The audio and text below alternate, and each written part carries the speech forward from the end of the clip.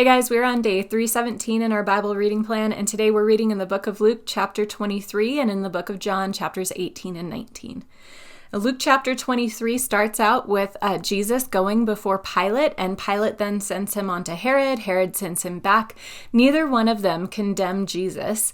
And then in verses 18 through 25, we're going to read that the crowd really pushes for Jesus' crucifixion, so Pilate finally grants the people's demands. Verses 26 through 35, we read that Simon carries Jesus' cross for him. They go to the hill called the Skull, and Jesus is crucified there, and the soldiers divide his clothing. In verses 36 through 43, we read that there are two men, one on either side of Jesus. One mocks him and one believes in him. And then we read in verses 44 through 49 that Jesus dies on the cross.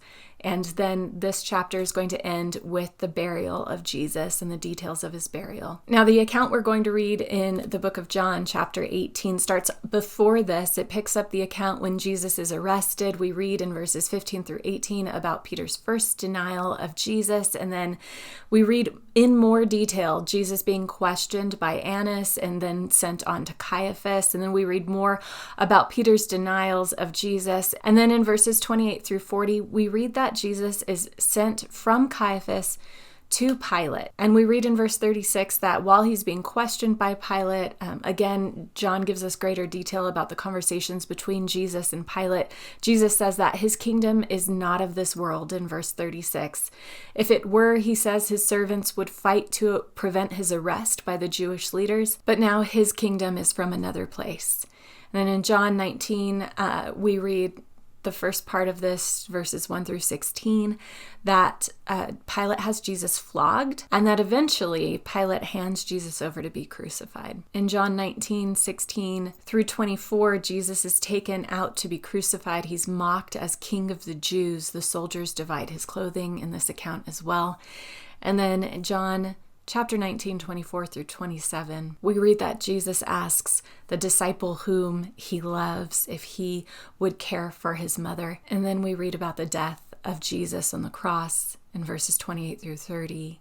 And finally, John adds here the fulfillment of the scriptures that we have seen in the way that Jesus dies in verses 31 through 37. And then we read about his burial in verses 38 through 42. And there's so much here. As I was considering this reading today, I thought it was really important to sort of pause here.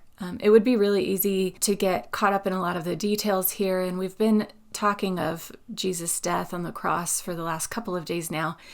But I was really just struck by his crucifixion itself. And I think that as Christians, sometimes it's really easy to gloss over the cost of our salvation and what was really paid for our sin. And as I was considering that, I remembered Isaiah 53, which says this, starting in verse 2, it says, "He grew up before him like a tender shoot," speaking of the Messiah, Jesus, "and like a root out of dry ground. He had no beauty or majesty to attract us to him.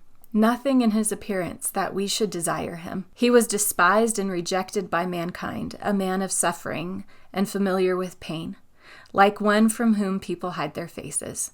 He was despised, and we held him in low esteem. Surely he took up our pain and bore our suffering, yet we considered him punished by God, stricken by him and afflicted. But he was pierced for our transgressions, he was crushed for our iniquities.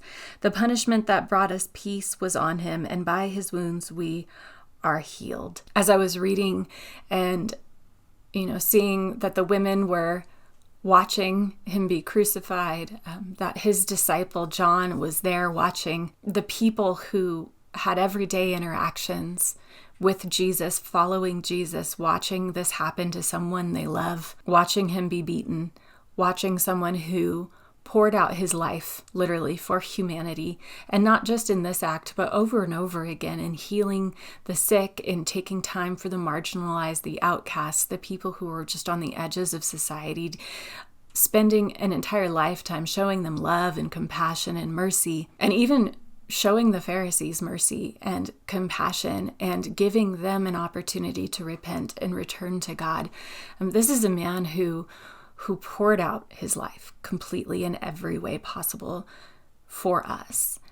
And this is what humanity does with him. And it broke my heart. But also, as I think about the character of God, and I think about who he is and how much he loves us, that knowing we would do this, he still came, knowing how this would turn out. From the beginning, I mean, even here in Isaiah, it tells us what's going to happen. He knows what's coming. He knows what it's going to take to reconcile us. And he loves us that much that he's willing to look at us in our human nature and our natural tendencies and the things that we're definitely going to do and say, you know what? I love you anyway.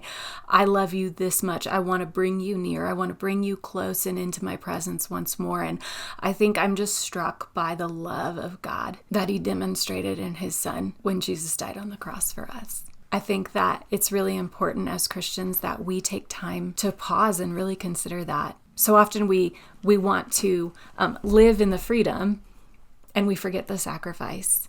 But God calls us to remember all that he has done. And I think that it's important to spend some time today as we're reading through this and really just thank God for his willingness to pour out his life for us, for his willingness to go to such great lengths, to bring together such elaborate plans so that we today could know him. I hope that encourages you. I'd love to hear what is standing out to you and speaking to you through this. So go ahead and drop a comment in the Bible reading app and let's encourage one another today. Have a great day, guys.